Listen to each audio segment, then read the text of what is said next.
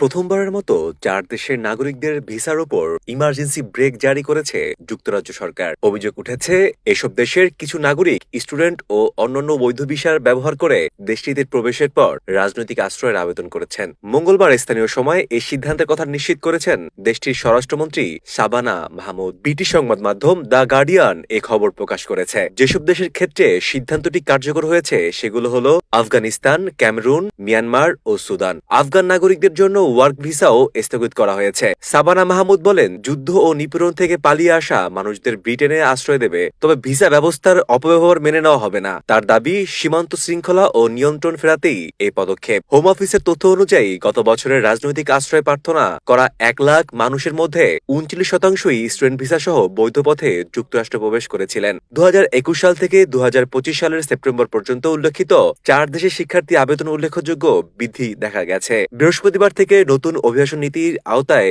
এই নিষেধাজ্ঞা কার্যকর হবে। পাশাপাশি শরণার্থীদের আশ্রয় মর্যাদা ৩০ মাসের জন্য অস্থায়ী করার পরিকল্পনাও ঘোষণা করা হয়েছে। যেসব দেশকে নিরাপদ বিবেচনা করা হবে সেসব দেশের আবেদনকারীদের নিজ দেশে ফেরত পাঠানো হতে পারে।